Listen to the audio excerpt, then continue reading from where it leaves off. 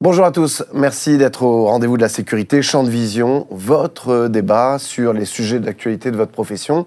Aujourd'hui, on traite d'un sujet chaud, c'est le cas de le dire, c'est la sécurité incendie et plus exactement sur une profession qui devient de plus en plus high-tech.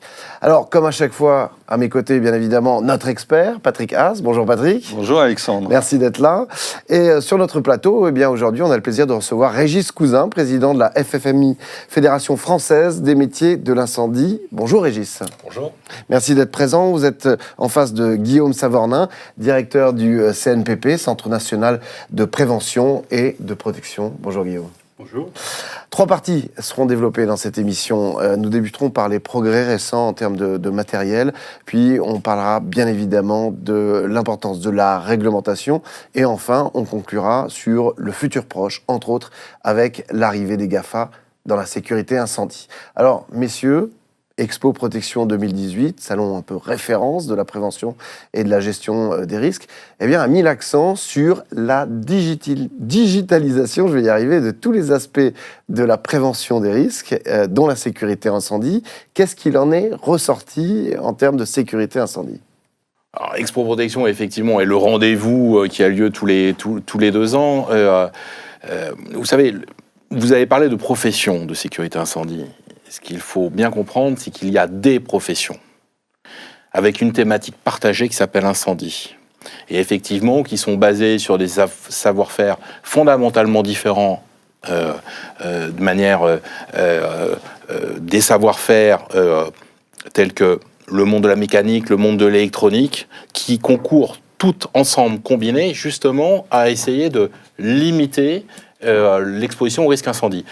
L'intrusion, d'une manière générale, du numérique s'est fait au fur et à mesure depuis de nombreuses années. Il n'y a pas eu, on va dire, aujourd'hui de marqué de rupture technologique en tant que telle. Pas vraiment de nouveauté sur lequel on peut appuyer.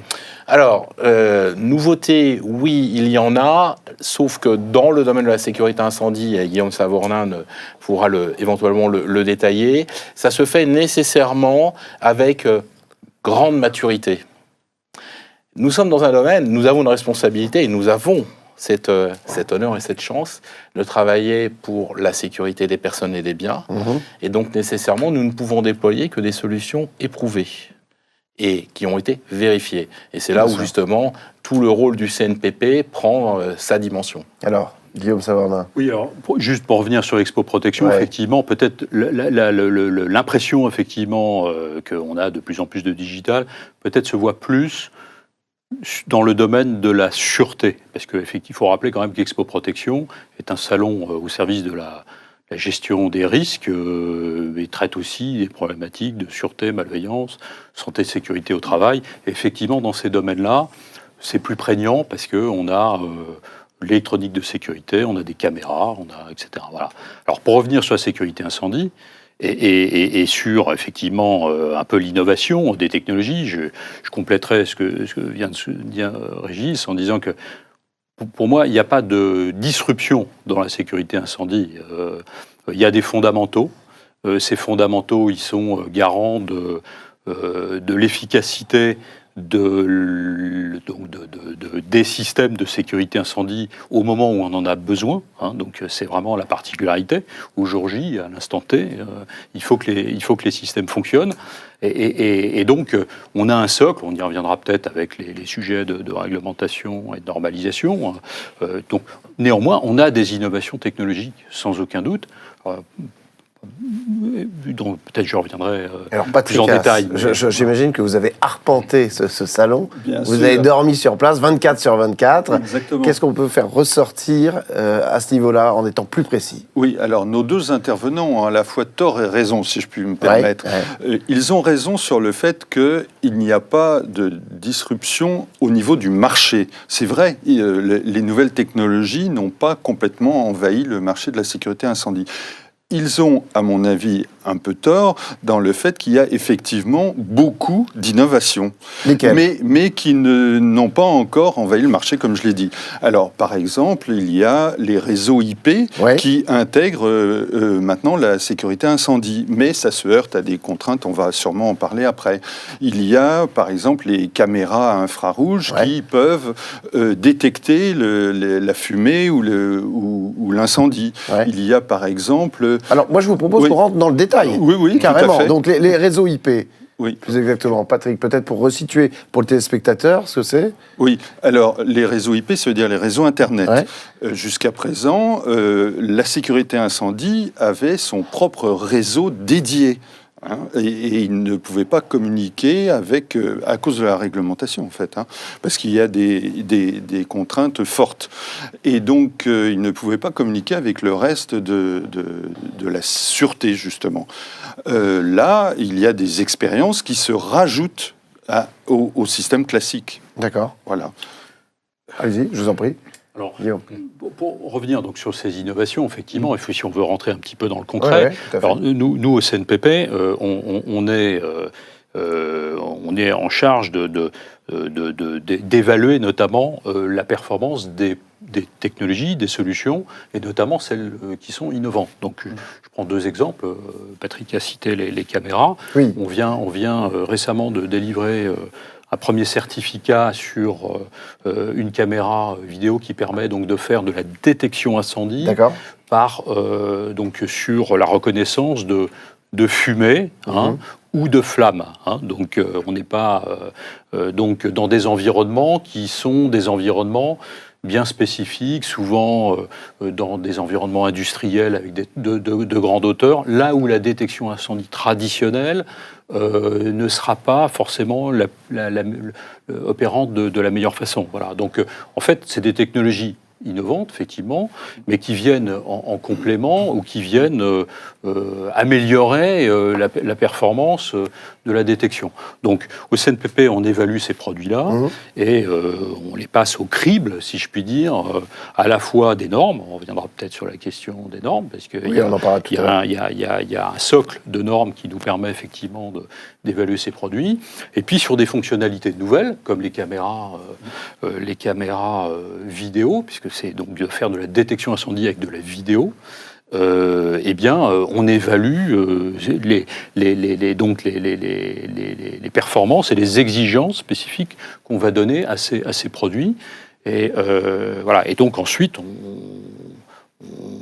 on a la possibilité de dire effectivement ces produits-là sont passés par nos labos et ils ont la capacité de répondre à un socle d'exigences techniques. Est-ce qu'il y a des technologies qui sont proches de celles qu'on retrouve par exemple dans l'armée avec l'infrarouge, avec la détection de chaleur on sait que c'est utilisé dans l'armée avec des casques entre autres. Je vais aller un petit peu plus loin sur cette notion de nouvelles technologies, on va dire, de détection. Je me permets juste de préciser si effectivement il y a dans ce dispositif d'image vidéo un outil qui s'appelle une caméra. C'est pas la caméra qui fait la détection incendie, c'est la caméra plus des algorithmes plus une alimentation de sécurité et c'est cet ensemble qui fait un capteur incendie vidéo. C'est pas une caméra. Et justement, nous insistons sur ce point-là et pour revenir justement sur l'aspect des mixités possibles qu'il pourrait y avoir entre le monde de la sûreté et le monde de la sécurité incendie, très clairement, si nous partageons un matériel, l'utilisation du matériel n'a strictement rien à voir. Et il ne faut pas séparer le matériel de l'immatériel, donc du traitement que l'on fait de l'information. Donc, si effectivement nous avons pu, je dirais, commencer à introduire en phase opérationnelle, et il y a des travaux qui se font en ce moment justement avec, au sein de la FFMI, pour essayer d'intégrer ces nouvelles technologies de manière intelligente, c'est-à-dire de manière complémentaire aux technologies qui existent aujourd'hui, il ne faut pas croire que l'un remplacera l'autre et qu'il y aura cette mixité. D'autre part, pour revenir sur le côté IP, si effectivement il peut y avoir aujourd'hui des passerelles qui se font entre les systèmes de sécurité incendie et ce qui est autour. que ce soit de la sûreté, mais que ce soit de la gestion du bâtiment, technique du bâtiment. Il ne faut pas imaginer qu'aujourd'hui ou même demain, par exemple, vous prendrez 2 détecteurs incendie et vous les relierez sur IP. Peut-être qu'un jour ça arrivera, mais je ne suis pas sûr que nous allons le connaître. Ce qui est par contre le cas dans le domaine de la sûreté. Voilà, c'est la grosse différence. Par contre, la grande innovation, effectivement, et c'est pour ça que là, Patrick aussi, il a à moitié tort et à moitié raison.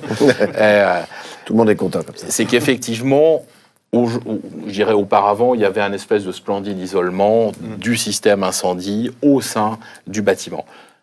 Aujourd'hui, il y a des passerelles qui se font, et ces passerelles se font généralement via IP. Et avec le CNPP et avec l'ANSSI, justement, nous prenons les devants de telle manière de maintenir le niveau de sécurité incendie tel qu'il existe aujourd'hui, en sécurisant ces liaisons qui se font entre le système incendie et l'extérieur. Et nous avons mené de beaux travaux ensemble. Je vais donner la parole à Patrick pour savoir, continuer à connaître les nouveautés. On parlait aussi de l'évacuation en cas d'incendie. Oui, l'évacuation visuelle, contrairement aux alarmes sonores. Exactement. Donc il y a des tests, des expériences avec des systèmes qui, en cas d'incendie ou de fumée, guident les habitants ou les personnes qui sont dans un bâtiment vers la sortie. Et justement, la sortie peut être différente selon que l'incendie se place à un endroit ou à un autre. Bon, pour l'instant, c'est considéré encore comme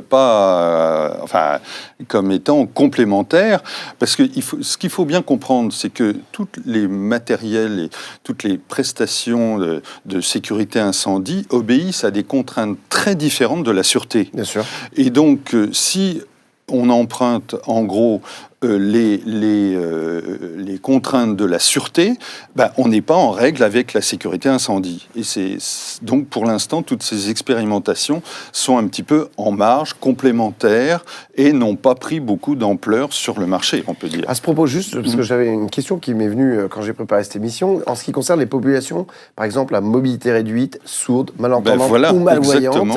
Est-ce qu'il y a des progrès qui ont été faits à ce niveau-là ? Il y a plus que des progrès qui ont été faits, puisque il y a une obligation de prendre en considération normalement tout type de handicap. On parle, l'acronyme, c'est PECH, personnes en situation de handicap. Donc le handicap, il est excessivement pluriel. Effectivement, et là pour rebondir, et là pour une fois on va être d'accord, il y a effectivement eu une grosse intrusion d'une nouvelle dimension, on va dire, dans la gestion du risque et l'évacuation des occupants, c'est la généralisation de la diffusion lumineuse.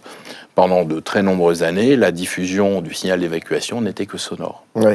Donc ça, c'est, je dirais, une très grande avancée, mais encore une fois, et c'est vrai qu'effectivement, il y a des expérimentations d'évacuation dites dynamiques, dites différenciées, mais pour revenir aux propos introductifs, il est excessivement compliqué d'avoir une révolution dans nos domaines, puisque nous ne mettons à disposition, entre guillemets, du marché, de notre société, que des solutions éprouvées. Et pour qu'elles soient éprouvées, ça passe généralement par un référentiel partagé, une norme, mais pas que norme, hein, et derrière par des tests et une attestation par une tierce partie. Nous sommes dans un système qui est très vertueux, c'est-à-dire qu'on ne laisse pas aux metteurs sur le marché l'opportunité de pouvoir déclarer « je me déclare bon ». C'est systématiquement une tierce partie indépendante qui va attester de ça, au travers d'essais, comme le fait le CNPP. Alors, oui, je vous en prie. Oui, pour compléter effectivement ce que vient de dire Régis, c'est qu'effectivement, nous, on évalue les produits, ça, c'est la première chose. Ensuite, il y a deuxième élément, quelque part d'un triptyque, c'est qu'il y a des règles d'installation donc, et des bonnes pratiques d'installation de ces produits. Donc, dans le domaine de la détection incendie, il y a une règle qui est bien connue, qui s'appelle la règle APSA de R7, donc, qui est quelque part montrer à l'écran, voilà, donc, qui est quelque part la bible effectivement, de la bonne pratique en matière d'installation de détection incendie. Et aujourd'hui, les nouvelles technologies comme la détection incendie par caméra, effectivement, il faudra qu'on adapte et qu'on fasse évoluer ces règles pour intégrer ces éléments, ces nouvelles technologies, que ce soit de la caméra thermique ou de de la détection incendie de fumée. Oui, parce qu'on a presque fini la première partie, ça va très vite. Je vais juste préciser un tout petit élément parce que je pense que c'est intéressant. Sur les capteurs incendie vidéo, c'est sur le fait qu'aujourd'hui, nous sommes sur de la fumée. Tout ce qui est chaleur, pour l'instant, on ne le fait pas rentrer dans ce scope-là. Et nous prenons garde que, justement, la caméra, qui est partie du capteur incendie vidéo, ne puisse pas être détournée au profit d'une autre fonction, et typiquement de la sûreté, la vidéosurveillance. La portée n'est strictement pas la même entre une couverture pour l'incendie et une couverture pour de la sûreté. Les tentations pourraient être grandes de se dire j'ai un flux vidéo, je vais essayer de l'exploiter. Et les logiciels ne sont pas les mêmes, justement. Exactement. En plus de ça. Oui. Dernière question avant de clore cette première partie. Est-ce que sur des systèmes déjà existants, on a pu vérifier des progrès? On peut parler du sprinkler, on peut parler de l'extinction gaz, mousse, brouillard d'eau, etc. Patrick? Alors le brouillard d'eau, qui à l'origine était très dédié sur la lutte contre l'incendie dans les navires, mais devient une technologie qui est utilisée pour de nombreuses applications, comme par exemple, vous me direz si je me trompe, mais par exemple les data centers, d'autres sites électriques, je crois. Compartiments moteurs. Voilà, des choses comme ça. Et c'est Effectivement. une technologie qui prend de l'ampleur et qui a été... Oui. Si je puis dire, sur la sécurité incendie, c'est un peu ce qu'on dit avec toutes ces technologies innovantes, c'est qu'il y a un socle, il y a effectivement des nouvelles technologies, mais on est plutôt sur des niches, si vous voulez. Donc voilà, la vidéo qu'on évoquait, c'est sur des applications bien spécifiques qui viennent compléter les solutions existantes. Le brouillard d'eau, c'est un peu la même chose. Le brouillard d'eau est une solution qui vient répondre à des applications qui sont bien spécifiques. On connaît très bien ce sujet au CNPP, puisqu'on évalue les solutions brouillard d'eau, on certifie des installateurs dans le domaine du brouillard d'eau aujourd'hui. Voilà, donc il y a par exemple dans le domaine de l'extinction gaz, nous travaillons actuellement aussi sur l'évaluation de dispositifs d'extinction gaz pour des armoires électriques, dans les armoires électriques, notamment les data centers, puisqu'on sait très bien que dans ces environnements-là, on voit bien souvent il y a des sinistres incendies qui peuvent être très importants et qui peuvent causer des arrêts d'activité dans plein de domaines, transport ferroviaire, divers et variés, voilà. J'éteins votre parole, c'est le cas de dire votre parole quelques instants. C'est la fin de la première partie sur ce champ de vision consacré à la sécurité incendie. On se retrouve dans la seconde pour parler justement de réglementation, c'est très important, et du futur proche avec les GAFA. À tout de suite.